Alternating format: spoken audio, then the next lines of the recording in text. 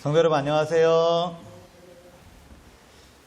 지난 시간까지는 저희가 내적 치유라는 제목으로 성경인물 그리고 성경인물이 가진 감정들을 저희가 살펴보면서 우리도 이런 상황에 어떻게 할까 이제 그런 내용들 다뤄보았습니다. 한 기가 이제 지났고 그리고 새로운 기가 이제 찾아와서 제가 교재를 어떤 걸로 하면 좋을까 하면서 한국연합회 안교선교부 홈페이지를 이제 쭉 보면서 성도님들에게 요걸 전하면 좋겠다 해서 제가 교재를 요걸 골라봤어요. 그 제목 노란 글씨 한번 같이 읽어보겠습니다. 시작. 12지파를 통한 신앙 점검. 네. 야곱의 12아들들이 있는데 그 12아들들이 가진 모습들을 보면서 이런 모습은 참 본받을 만하고 이 모습은 아이고 이렇게 하면 안 되는데 이제 그런 것들 우리가 보면서 취할 건 취하고 버릴 건 버리는 그런 시간을 가져보면 좋겠습니다. 서론을 제가 요약해서 말씀드렸지만 여기 이제 교재에 나와 있는 것들을 쭉 같이 살펴보면서 이 교재의 의도를 한 번 더 같이 보겠습니다. 구약의 12지파와 신약의 12제자는 모든 시대의 하나님의 백성을 대표하는 그룹입니다. 하늘에서 내려온 거룩한 성 새 예루살렘에 대한 묘사가 이렇게 쭉 있습니다. 12문이 있다. 12천사가 있다. 그 문들 위에 이름이 써 있다. 그 이름이 누구냐? 이스라엘 자손 12지파의 이름들이다. 그리고 12기초석이 있고 어린 양의 12사도 12이름이 있다. 이게 무슨 의미일까요? 요한계시록에 하늘에서 내려온 거룩한 성 새 예루살렘에 대한 묘사인데요. 이게 무슨 뜻일까요? 12이 엄청 많습니다. 이런 의미는 모든 그리스도인은 각기 자신만의 독특한 개성과 아름다움을 가진다라는 뜻입니다. 이게 어떻게 우리의 삶에 적용이 되냐면 하나님은 우리가 모두 다 똑같은 사람이 되기를 원하시지 않는다는 거예요. 네. 제가 때로는 얼굴에 이렇게 개구쟁이 같은 그런 느낌 좀 받으세요? 다 개구쟁이가 되면 안 되죠. 네. 그러면 정신이 없습니다. 다 웃고 장난치고 막 놀리고 다 이런 거 안 돼요. 어떤 분은 진지하고 그리고 뭔가 중심을 딱 잡아주시고 또 어떤 분은 막 활기차고 밝고 그런 분이 있고 또 어떤 분은 배려하고 양보하고 그리고 이렇게 하는 분이 있고 어떤 분은 확 나서서 확 이렇게 하는 걸 더 좋아하시는 분이 있고 각자의 여러 가지 특징들이 있다는 거예요. 하나님은 있는 그대로의 우리를 귀중하게 여겨주신다라는 겁니다. 어떤 기질이나 어떤 타고난 것들은 하나님이 허락하신 이유가 있는 거예요. 억지로 그걸 바꿔야 된다. 이런 시대에는 이런 사람이 인기가 많다. 뭐 그럴 수도 있죠. 그렇지만 각자가 다 있는 곳에서 각자 성향이 필요한 거예요. 그렇지만 그런 색깔 말고 이거는 고쳐야 된다. 이런 것도 분명히 있죠. 우리가 이런 것들을 살펴볼 때 우리가 일반화 혹은 모든 사람이 다 같아야 되는 것은 아니지만 우리가 가진 것들로 하나님께 영광 돌리고 우리의 가진 것들이 하나님의 영광을 실추시킨다면 우리는 우리의 자아를 또 내려놓는 그런 연습도 우리가 반드시 필요하리라 생각이 듭니다. 야곱의 12아들들이 저마다 독특한 기질과 성격을 가지고 있었어요. 그들의 인생은 다 달랐고 그들이 가진 죄도 다 조금씩 달랐습니다. 그러나 하나님께서 12아들들을 사랑과 인내로 보듬어 주시고 연단하셨어요. 그래서 참 놀라운 건데요. 요한계시록 7장 4절에 인침을 받은 14만 4천인의 대열에 12아들들이 다 들어가게 됐다라는 사실이에요. 이게 우리에게 얼마나 큰 용기를 주죠? 우리 각자 모습은 달라도 하나님이 우리를 그대로 인정해 주시고 우리 모두를 하늘에 들어가실 수 있는 또 사랑을 또 가지고 계시고 인내로 우리를 보듬어 주시고 다듬어 주시고 연단하셔서 우리를 훈련시켜 주신다라는 내용입니다.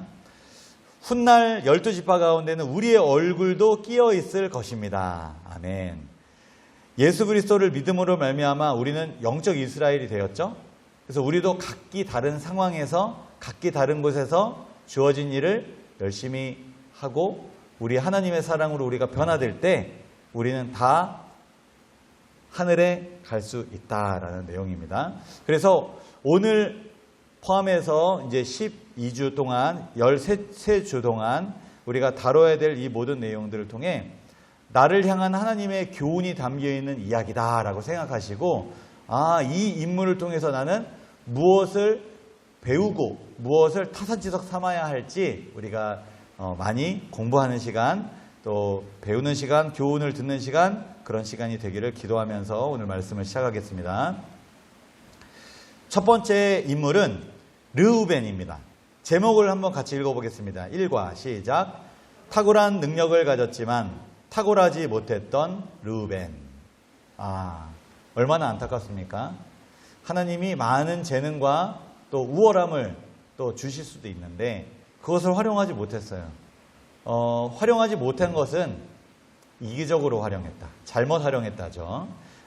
하나님은 더욱더 큰 책임과 능력을 주셨을 때는 우리가 그것을 더 활용하기를, 다른 사람을 위해서 쓰기를 원하셨는데 그렇지 못했다라는 거예요. 이기적으로 활용하고 혹은 잘못 활용했다는 것입니다. 오늘 기억절 한번 같이 읽어보겠습니다. 로마서 15장 4절입니다. 시작. 무엇이든지 전에 기록된 바는 우리의 교훈을 위하여 기록된 것이니 우리로 하여금 인내로 또는 성경의 위로로 소망을 가지게 함이니라. 오늘 이야기 통해서 어떤 교훈이 우리에게 주어지는지 열린 마음으로 그리고 아멘 하시면서 받아들이시면 우리에게 주어진 탁월한 능력이 또 잘 우리 이웃과 하나님을 위해서 잘 사용될 수 있지 않을까, 그런 생각을 해보면서 마음을 여는 이야기 들어가겠습니다. 과유불급이라는 사자성어 들어보셨나요? 이게 언제 쓰는 말이죠? 과유불급. 공자에 나오는 공자와 관련된 내용인데요. 한번 제가 이야기 드리겠습니다. 공자의 제자 중에 자장과 자하라는 제자가 있습니다. 자장은 재주가 많고 성격도 적극적이어서 사람들에게 인기가 참 많았습니다. 친구가 주변에 많았는데 그를 존경하는 사람이 없었어요.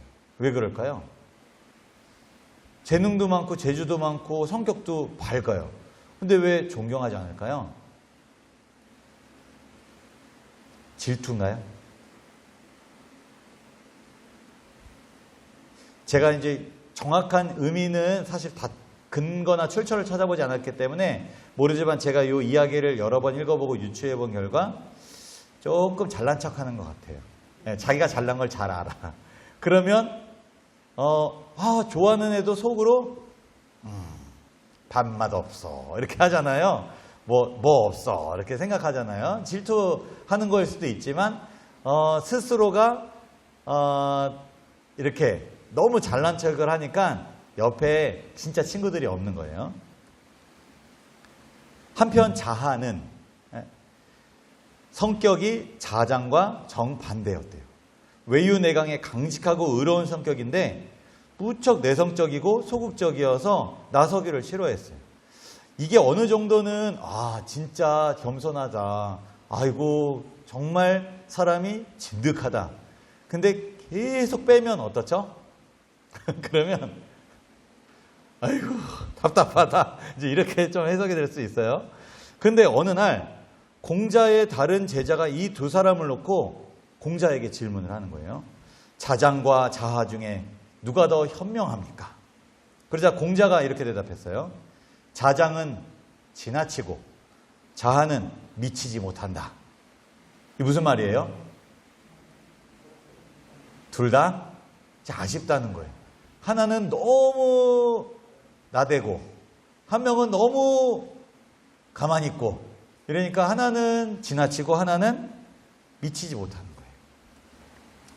그랬더니 제자가 하는 말이, 그렇다면 자장이 더 낫다는 말입니까? 못 알아듣고 있죠. 그러자 공자가 다시 설명했어요. 그래서 그 설명한 그것을 사자성어로 함축해서 과유불급, 지나침은 미치지 못함과 같다. 둘 중에 덜 다 나은 사람이 없다. 이제 그런 얘기 하는 것입니다. 아무리 좋은 거라 할지라도 절제하지 못하면 해가 되고 결국은 죄가 된다. 이렇게 또 해석할 수 있는 거예요. 오늘 르우벤은 지나쳤어요. 그래서 오히려 그것을 갖지 못한 사람과 오히려 같은 그런 수준으로 전락해 버렸습니다. 너무 아쉬운 거죠.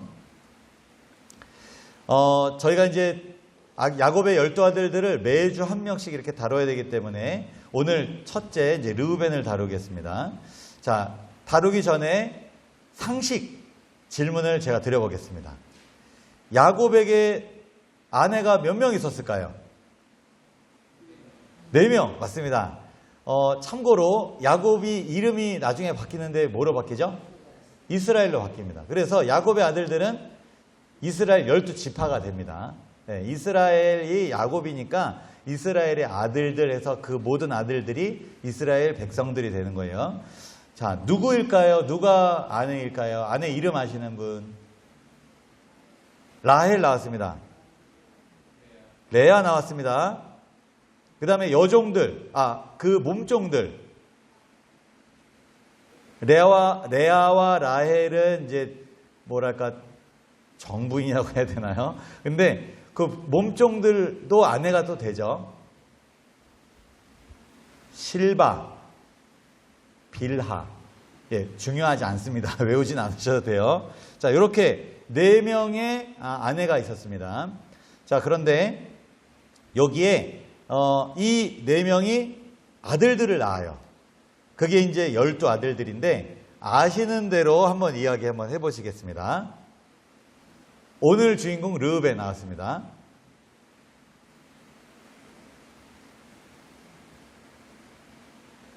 자, 중요하지 않은 내용이지만 상식이니까 한번 점검하고 가겠습니다.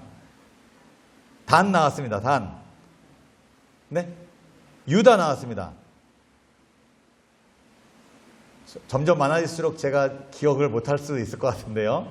르우벤, 단, 유다 나왔습니다. 베냐민, 요셉 5명 나왔습니다. 시므온 나왔습니다. 갓 나왔습니다. 레위, 아까 한 거, 레위 안 했죠. 레위 나왔습니다. 8명 나왔습니다. 납달리 나왔습니다. 경매하는 것 같아요. 지금. 스불론 나왔습니다. 이사갈, 아셀 다 나왔습니다. 감사합니다. 12명. 제가 안 나오면 어떡하나 조마조마했는데, 자, 힌트를 해서 이렇게 영어로 힌트 드리려고 했는데, 예, 다 나왔으니까 한글로 공개하겠습니다. 자, 그런데 여기 이름에 빨간색 네모칸 쳐져 있는 두 이름이 있어요. 레위와 요셉. 왜 네모칸 쳤을까요? 중요하니까? 네. 자, 조금 다른 아들들과 다른 특징들이 있어요. 이거는 오늘 나오는 내용이 아니라 제가 이제 그냥 준비한 건데요. 레위는 하나님의 소유이므로 12지파에 들어가지 않습니다. 네, 제사장 지파죠. 그리고 요셉 대신에 두 아들이 지파가 됩니다. 에브라임하고 므낫세가 그 지파를 이룹니다. 요 사건이 르우벤과 관련돼 있어요. 네, 그래서 요거를 좀 말씀드렸습니다. 아니 왜 르우벤은요? 네, 르우벤 대신에 이렇게 들어가게 된 사건이 이제 있는데 그거 말씀드리겠습니다. 잘못 말씀드렸어요. 르우벤 대신이 아니라 르우벤 때문에. 르우벤은 그냥 그대로 있는데 르우벤 때문에 요셉 지파에서 에브라임과 므낫세 지파가 나뉘게 되면 13개가 되잖아요. 근데 레위가 빠지면서 12지파가 되는 거예요. 근데 이 일이 르우벤 때문에 생겨난 일입니다. 야곱은 4명의 아내 두었습니다. 아까 제가 살펴보신 것처럼 행복했을까요? 불행했을까요? 네. 이거는 남자분들이 얘기를 해보시면 어떨까요? 네. 4명의 아내를 둔 야곱. 부러워요? 안 부러워요? 네. 자, 우리가 이런 걸 할 때 좋은 점만 생각하고 부럽다, 행복하다 이렇게 하는 건 진짜 근시안적인. 네. 네. 진짜 나쁜 것만 있으면 누가 아내를 이렇게 여러 명을 두겠어요? 네. 그런데 결국 불행합니다. 그게 뭐냐면 결혼은 순간적인 어떤 쾌락이나 즐거움을 추구하는 게 아니잖아요. 삶이잖아요. 그렇게 되면 한 사람하고 살면서도 때로는 티격태격하고 골 아프고 답답한 일이 있어요, 없어요? 있죠. 4명이나 있으면 어떨까요? 쉽지 않겠죠? 예. 근데 아들이 한두 명만 있어도, 키우는 게 보통이 아니죠? 다 키워놨더니 속상한 일도 있죠. 근데 12아들이나 있어요. 이게 살아갈 수 있을까요? 네. 뭐 여기는 딸들은 언급이 안 돼 있지만 합치면 얼마나 많겠어요? 탈도 많고 말도 많고 얼마나 골치 아팠을까요? 일부 다처에 대해서는 사실 우리가 따로 설명하지 않아도 이건 저희 문화권에서도 그렇지만 이것을 좋다. 아니 우리나라도 옛날에 그랬는데 왜 이렇게 된지 모르겠다. 이렇게 말씀하시는 분은 없으시죠? 예. 이것이 사탄이 널리 퍼지게 만들었 제도라 그래요. 왜냐하면 결혼 제도를 왜곡시켜요. 하나님이 저희가 결혼 제도 독립에 대해서 지난주 저희가 배웠잖아요. 결혼을 하나님이 주신 이유는 부모를 떠나 남자와 여자가 둘이 한 몸을 이루고 독립해서 경제적으로나 정서적으로나 정신적으로나 한 사람을 책임질 수 있는 큰 그릇을 만들기 위함인데 이 가족과 결혼 제도를 혼란하게 만들고 이 사람에게 잘하면 나머지 아내들이 가만히 있을까요? 질투하고 막 난리 나죠. 우리가 사무엘의 어머니 한나 괴로워서 분인나가 격분시키고 막 그런 일들도 있는 것처럼 이게 골치 아픈 일들이 너무 많이 생겨난다는 거예요. 그리고 누굴 잘해주면은 아버지, 저는 아버지라고 부르지도 못하고 또 이런 일들도 또 생기고 막 이게 아주 힘든 일들입니다. 그렇게 해서 가족을 파괴시키고 그리고 하나님이 원래 한 두 사람과의 어떤 은밀한 어떤 사랑을 나누고 이제 이런 어떤 성생활도 문란하게 만들고 하나님의 형상을 훼손시키고 불행과 죄악의 문을 열어버리려고 하는 게 사탄의 목적이라는 거예요. 가정을 파괴시키는 것. 이것보다 더 확실한 방법이 없었기 때문에. 이런 일부 다처의 나쁜 점들을 잠깐 짚고 넘어가겠습니다. 두 번째입니다. 야곱은 아들들에게 무엇에 대하여 예언하였나요? 야곱이 아들들을 불러서 이렇게 말했습니다. 너희가 후일에 당할 일을 내가 너희에게 이르겠다. 그런데 후일에 당할 일을 얘기하는 걸 예언이라고 하잖아요. 근데 이 예언이 뭐와 관련돼 있었나요? 배경 지식을 제가 여쭤보는 겁니다. 지금 성경절에는 없습니다. 예언할 때 너는 이렇기 때문에 이렇게 될 거야. 너는 이랬기 때문에 이렇게 될 거야. 그 이랬기가 뭘까요? 성격, 성격, 성품, 네가 했던 일을 바탕으로 너는 현재 혹은 과거에 이렇게 살아왔으니 그런 품성으로 열매를 맺어왔으니 미래는 이렇게 될 거야 라고 예언합니다. 야곱의 아들들이 아버지 침상에 이제 운명을 앞둔 우리 아버지의 침상에 야곱에게 다 모여들었습니다. 그러면서 하는 말이 쭉 후일에 당할 일을 이야기했습니다. 각자의 성격이 묘사되고 각 지파의 장래의 역사가 간단히 예언되었다. 성격, 성품에 따라 미래가 결정된다라는 것입니다. 품성이 미래에 어떤 영향들을 미치게 되는지 어떤 결과들을 가지고 오게 되는지를 말한 것입니다. 한 사람의 품성은 그 사람의 운명을 결정합니다. 공감이 되시나요? 인생을 살아오시면서 정말 그렇다라고 느끼시나요? 네. 우리가 떡잎만 봐도 안다 이런 말 있잖아요. 우리가 눈에 총기 있는 아이들 봐도 야, 그놈 크게 될 놈이다. 이런 말 하잖아요. 우리가 평상시 살아왔던 모습이 이렇게 되는 거예요. 생활의 사소한 일이 품성 개발에 끼치는 영향이 크다. 이것도 맞나요? 평상시 했던 습관이나 행동들이 그 사람의 어떤 성격을 형성하고 품성을 형성하고 그 품성이 그 사람의 운명을 결정하게 되는 거예요. 그렇다면 우리가 오늘 조정하고 노력해야 될 부분은 말 한마디, 표정 하나, 행동 하나를 계속 기도하는 마음으로 하나님 죄송합니다 혹은 고쳐주세요, 도와주세요 해갖고 극복해 나가지 않으면 우리는 그것이 성격이 되고 인상이 되고 습관이 되고 우리의 품성이 되고 우리의 미래를 결정하는 중요한 요소가 된다는 사실이에요. 매사에 하나님의 말씀을 원칙으로 표준으로 삼아서 우리의 말과 행동을 절제하고 개선하고 하나님께 기도하고 능력을 구하는 우리 모두가 되기를 기도합니다. 르우벤에게 어떤 예언이 주어졌나요? 네, 르우벤에게 이렇게 말했습니다. 르우벤아, 너는 내 장자요, 내 능력이요, 내 기력의 시작이라. 사실이죠. 위풍이 월등하고 걷는게 탁월하다마는 이게 중요한 거죠. 탁월해요. 그리고 능력이 좋아요. 그런데 뭐가 문제예요? 승질이 물의 끓음 같은즉 너는 탁월하지 못하리니 지나치다. 과유불급이다. 그러면서 진짜 좀 나쁜 것들은 뒤에 나오는데 그거는 조금 다음에 여기 설명을 좀 드리도록 하겠습니다. 일단은 성격이 물의 끓음 같았어요. 못 참는 거예요. 잘난 사람 잘난 척 참기 쉬워요, 어려워요?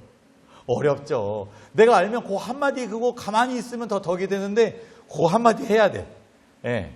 아유, 그 한마디 안 하면은 얄밉지는 않지 뭐 이런 생각이 드는데도 그 얘기가 자기를 깎아먹는데도 그걸 못 참아요. 예. 이 끓음 같은즉 뭔가를 참지 못하고 그리고 또 장남이니까 더 그걸 제어할 수 있는 사람이 많이 없었겠죠. 물이 보글보글 끓는 모습 보면 꽉 찬 물이 보글보글 끓면은 이거 어때요? 뚜껑이 이런 소리가 나면서 오 넘치겠다 이런 불안하잖아요. 마찬가지로 능력이 출중한데 막 불 끓고 막 그러면 이거 불안해서 얼마나 힘든지 모릅니다. 이런 사람의 특징이 사탄이 조금만 건드려도 쉽게 요동하고 한번 휘둘리기 시작하면 성령에 의해서 통제가 되지 않는다. 얼마나 능력 있는 자들이 내가 조금 그래도 인정받는다 하는 사람들이 얼마나 조심해야 되는지. 화이트 부인도 인용했고요. 이거는 뭐 보편적으로 하는 말이지만 가득 찬 컵의 물은 조심스럽게 옮겨야 되는 거예요. 근데 막 보글보글 끓으면 이거 참 그래서 르우벤이 참 아쉽습니다. 옳고 그른 것을 분별할 수 있는 이성을 주셨음에도 불구하고 끓어오르는 감정이 이성보다 앞서는 사람, 이런 사람이 우리 르우벤을 대표하는 것 같아요. 르우벤이 어떤 실수를 범하게 되나요? 아까 읽은 성경절에도 나오지만 르우벤이 가서 그 아버지의 첩 빌하와 동침하매.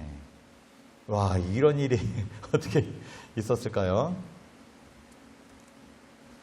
빌하가 누구냐면 작은 어머니 라헬의 여종입니다. 그러면은 르우벤은 누구의 아들이죠? 레아의 아들입니다. 작은 어머니가 라헬이죠. 근데 빌하는 라헬의 여종이에요. 뭐 어떻게 보면은 그냥 여종이에요. 근데 아버지랑 결혼했으면 작은 어머니잖아요. 그래서 서모가 돼요. 그런데 아버지 아내를 건드리는 있을 수 없는 일이 이제 벌어지게 된 거죠. 그래서 결국 어떻게 되죠? 장자권이 박탈됩니다. 장자권이 뭘까요? 장자의 권리잖아요. 장자의 권리 3가지가 있습니다. 그게 뭐냐면 유산 상속받을 때 2몫을 상속받아요. 다른 아들들이 1몫을 받으면 2몫을 받아요. 좋죠? 장자 좋죠? 그다음에 두 번째는 제사장으로 직무를 수행할 수 있는 특권이 있었어요. 영적 권리를 받아요. 이것도 굉장한 특권이에요. 그리고 세 번째는 이건 진짜 영예스러운 거예요. 장남의 계보를 통해서 약속된 메시아가 오게 됐어요. 이 세 가지 권리가 박탈돼요. 아들로서 박탈되는 게 아니라 장자의 권리가 박탈되는 거예요. 그래서 두 몫을 받지 못하고 한 몫을 받고, 제사장 직무는 누구한테 갔죠? 제사장, 레위에게 갔고, 약속된 메시아는 어느 지파로 갔죠? 유다에서 다윗이 나왔잖아요. 유다 지파에서 다윗의 자손에 예수 그리스도 계보가 나옵니다. 이게 뭐 때문에 이렇게 됐다고요? 잃어버렸다고요? 예, 장자권이 왜 박탈됐다고요? 예, 자기 서모인 빌하와 동침한. 왜 동침하게 됐다고요? 능력이 탁월한데 절제하지 못하고 물에 끓음 갖고 성욕을 못 참았어.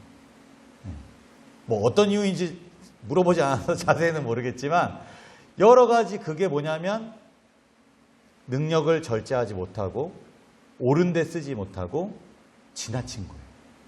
이게 엄청난 복과 그게 주어져 있고 보장돼 있었는데 그걸 다 발로 걷어차게 된 거예요. 그거 하나 못 참았어요. 네, 자, 설명 드렸으니까 넘어가겠습니다.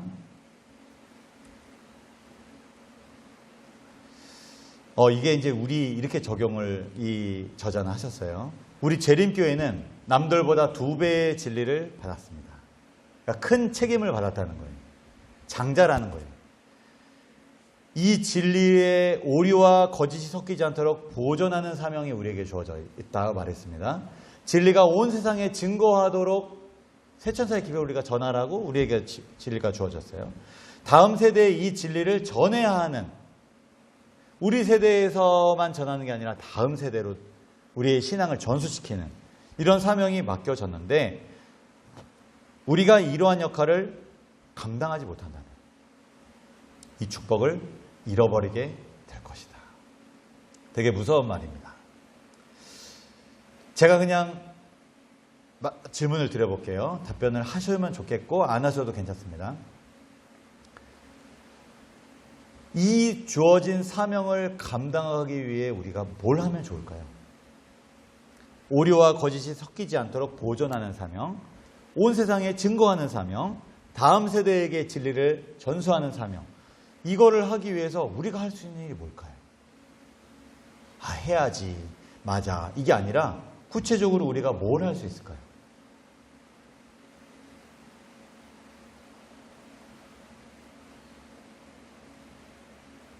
저는 이런 생각을 해봤습니다. 말과 행동이 일치하는 모습. 이게 제일 중요한 것 같아요. 요즘 젊은 사람들, 아니면 이제 이성적으로 기독교를 보려고 하는 사람들은 제일 많이 보는 게 뭐냐면 부모 세대들의 말과 행동의 일치입니다. 그럼 존경해요. 그런데 주장은 하고 전달은 하고 전도하는데 삶이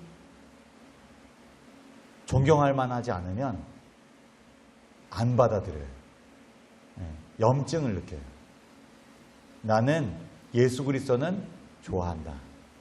그런데 그리스도인은 좋아하지 않는다. 간디가 그렇게 말했는데, 그러한 어떤 지성인들일수록 그런 부분에 아주 민감합니다.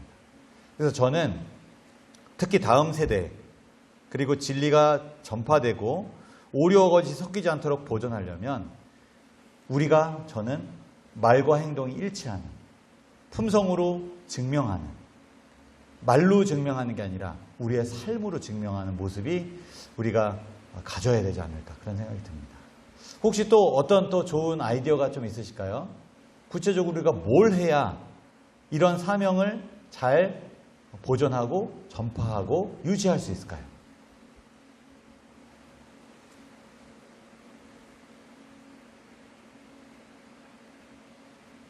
우리 성도 여러분, 어떻게 이 복음 전파가 될 것이라 기대하시고 또 예언에 따라 또 기도하고 계십니까?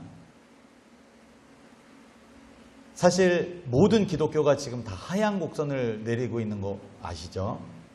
이대로 가다간 진짜 몇 년 안에 문 닫을 것 같아요. 그리고 기둥으로 계셔주시고 지켜주셨던 우리 어르신들, 60대 이상의 지금 아주 신실하신 우리 어르신들이 이제 몇십 년 후에는 이제 더 노쇠하게 되실 텐데, 지금 젊은 사람들 상봉사공 진짜 없습니다. 없어요. 학교 근처에 몇몇 교회들 제하고는요, 갈수록 점점 없어져요. 근데 어떻게 우리가 남은 자손으로서 이 기별을 다 세상 끝까지 전할 수 있을까요? 어떻게 하면은 오순절 성령 강림처럼 우리가 변화될까요? 그것은 우리가 말과 행동이 일치되는 신앙. 우리 주변 사람들이 감동받고 신앙하려면 저렇게 해야 된다 라고 느낄 정도의 우리가 변화되지 않는다면 그 일은 전 가능성이 없어 보여요. 성령을 받을 수 있을 그런 자세, 성령을 간구하고 말씀에 순종하고 우리가 그런 삶으로 살아갈 때 하나님께서 우리에게 성령을 부어주시리라, 그렇게 생각이 듭니다. 회개하고 예수님의 사랑을 받아들이고 영적인 일에 더 힘쓰고 주의 사업에 더 열심을 내는 것, 이것이 가장 기본, 회개하고 예수님의 사랑을 받아들이는 것, 이것이 우리가 회복해야 되는 부분 같습니다. 르우벤은 결국 구원을 받았나요? 네, 저희가 서론에서 봤던 것처럼 계시록 7장에 이마에 인침을 받은 14만 4천에 누가 포함되어 있다고요? 르우벤이. 그런 진짜 나쁘끄러운 일을 한 그 사람도 구원을 받았나요? 아멘. 과거 그것은 하나님의 능력으로 바뀔 수 있고 새로운 사람으로 변할 수 있습니다. 비록 그가 한때 큰 죄를 짓고 실패하고 장자의 축복은 잃어버렸지만 회개하고 하나님께 돌이켰다. 저는 감히 이 시간 이 자리에 앉아 계시고 또 영상으로 참여하는 우리 성도님들께서 내가 르우벤이다, 그렇게 생각하시면 좋을 것 같아요. 나는 물의 끓음같이 실수도 많고 너무 지나쳤다.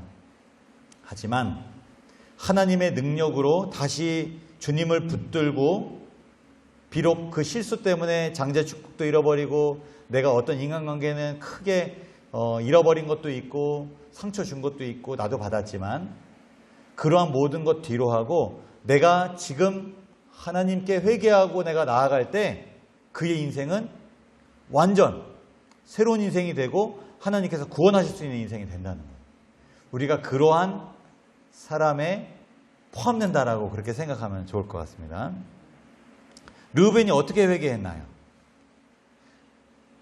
언제 자기가 흉악한 죄인이라고 깨달았냐면 하나님의 사랑을 충분히 이해하는 바로 그때, 하나님의 사랑이 내 마음을 감동할 때 내 안에 느껴지는 감정은 뭐냐면 부끄럽고 숨고 싶고 눈물 나고 감사하고 두렵고 이런 마음들이 막 드는 거예요.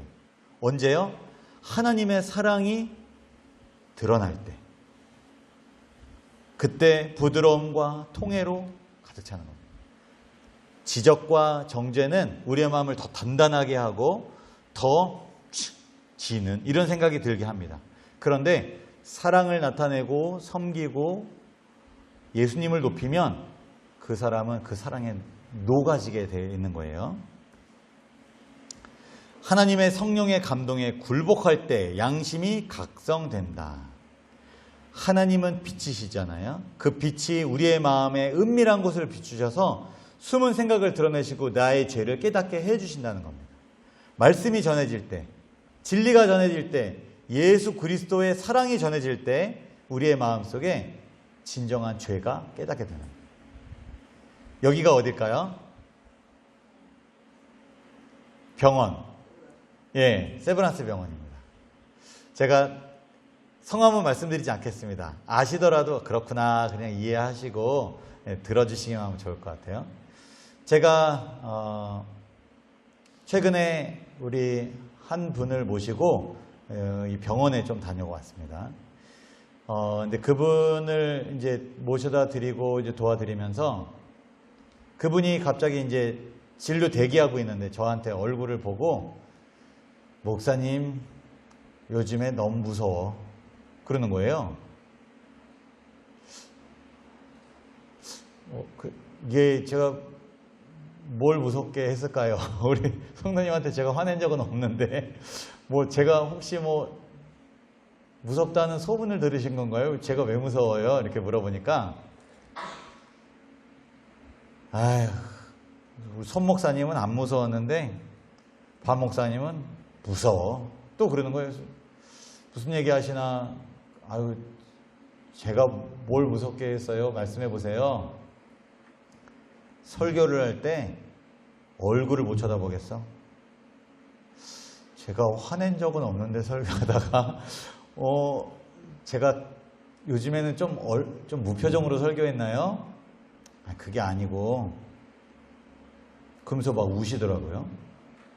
그래서 제가 왜 그렇게 무서워요? 제가 왜 우세요? 그러니까 그분이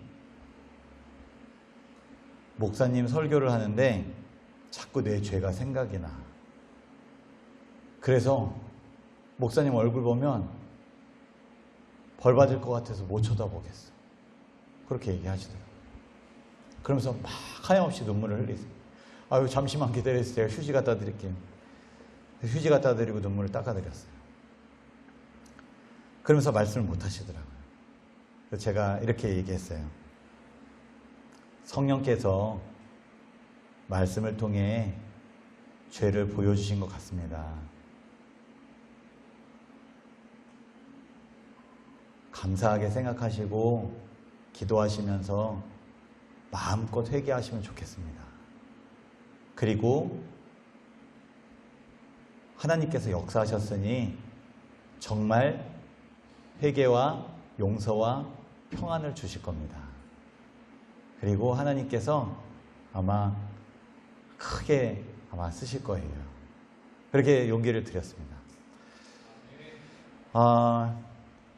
사람이 변화되는 것, 그리고 사람이 죄를 깨닫게 되는 것, 누구의 역사죠? 네, 성령의 역사입니다.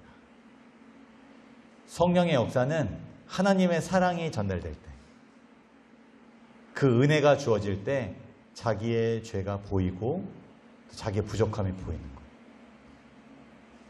거예요. 누구인지 아시는 분은 이분을 위해서 계속 기도해 주시고 또 이분이 더욱더 주님과 가까워질 수 있도록 친밀해질 수 있도록 이렇게 기도를 부탁을 드리겠습니다. 우리도 르우벤과 같은 인생과 실수 혹은 그러한 부끄러운 일이 우리 인생에 있을지 모르겠어요. 그렇지만 결국은 하나님의 사랑과 인내와 보듬음으로 말미암아 그가 14만 4천에 인침받은 사람이 된 것처럼 우리도 그런 희망이 있을까요? 네, 과거에 우리가 과거를 돌아보면 참 좀 더 잘 살았어야 되는데 그런 생각이 혹시 든다면 이제부터 주님이 우리에게 말씀하시는 그 음성을 따라서 우리가 살아갈 때 하나님께서는 또 우리를 구원에 이르는 백성으로 삼아 주신다라는 것, 우리에게 용기가 됐으면 좋겠습니다. 하나님의 사랑을 깊이 묵상하는 저와 여러분이 되기를 기도합니다. 네, 묵상하는 방법 제가 말씀드렸습니다. 네. 말씀 묵상하는 거 저한테 많이 문의해 주시고 참여해 주시기를 부탁드립니다. 두 번째, 하루의 일상은 회개의 자리에서 마무리한다. 하루에 죄 지어요, 안 지어요? 지어요. 네. 우리가 우리 죄를 주님께 고백하고 또 더 나은 또 변화된 삶으로 주님께서 꼴 지어 주실 수 있도록 우리를 드리는 연습. 그리고 이것이 하나님께도 드린다면 우리 성도들끼리도 서로 공유하고 나누고 기도를 요청하고 우리의 약점을 시인하고 고백하고 참 그러면 너무너무 건강하고 아름다운 교회가 될 것 같습니다. 그래서 우리가 회개를 부끄러워하지 않고 고백을 부끄러워하지 않는 저 여러분 되기를 기도하며 오늘 말씀을 드리도록 하겠습니다. 기도 제목입니다. 지난번에 우리 조혜자 성도님, 윤원희 성도님 또 건강이 좀 많이 좋아졌다고 얘기해 주셨고요. 그래서 세 부분 7번, 11번, 3번 이렇게 기도 응답이 좀 된 것 같습니다. 또 혹시 여기에서 기도 응답이 좀 됐거나 또 변화가 된 게 있으면 말씀해 주시면 감사하겠습니다. 제가 지난 일요일에 요 장호원 제일교회 제가 목사님들께 좀 인사를 좀 드렸어요. 어떻게 갈까 사실 고민이 많았는데 가야지만 했는데 어떻게 가야 되나 가다가 지금 뭘 왔습니까? 또 이럴까 혼날 것 같아서 아유 어떻게 가야 되나 이제 그러다가 고민하다 갔어요. 예. 조심조심 이렇게 갔는데 마침 누구 앞에 계셔갖고 기도하면서 딱 갔는데 사모님이 계셨습니다. 사모님한테 안녕하세요. 이렇게 이 누구시죠? 여기 교회 목사입니다. 이렇게 하니까 반갑게 또 밝게 웃으시면서 인사 받아주시더라고요. 그래서 제가 여기 온 지 한 3, 4개월 됐는데 인사를 못 드렸어요. 죄송합니다. 그동안 적응하느라고 저도 정신이 없었는데 이제 좀 정신이 나서 좀 인사드립니다. 우선 두유도 또 드리고 인사드렸는데 여기 담임 목사님이 오신 지 1년밖에 안 됐대요. 원래 계셨던 분 20년 동안 목회하시다가 이제 옮기시고 이제 서울에서 오신 지 얼마 안 되셨대요. 그리고 부목사님이 2분 계시대요. 그러니까 3 목사님이 계시는 교회예요. 근데 교회가 여기 건축하면서 재정적으로 엄청 힘들어서 지금 뭐 임시 숙소 같이 옆에다가 조금 가건물처럼 지은 것 같아요. 예. 이 교회에 비해서는 약간 애매해 보여서 그래서 여기서 새 가정이 이렇게 생활하세요 이렇게 하니까 예 목사님 사택은 되게 좋네요.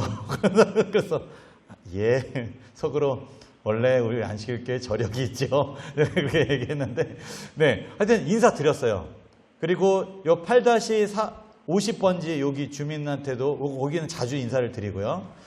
여기 또 옆집에 또 사시는 분이 있고 저쪽 입구 쪽에 또 사시는 거기도 큰 마당이 있는 좋은 집이 또 있어요. 그리고 다 인사를 좀 드렸습니다. 지역 주민들하고 좀 연이 생기도록 하고 또 저희가 하고 있는 안마봉사도 또 소개하고 자리가 남았는데 꼭 오셨으면 좋겠다고 했는데 부담스러워 하시더라고요. 그래서 하여튼 이렇게 소개하고 계속 하고 있는데 하나님이 어떻게 역사하실지 계속 기도하고 있습니다. 또 다른 기도 제목들 요거 한번 보시면서 혹시 개인 기도 제목이나 또 같이 우리가 성도님 힘을 모아서 기도했으면 하는 기도 제목이 있으시면 이 자리에서 말씀해 주시면 감사하겠습니다.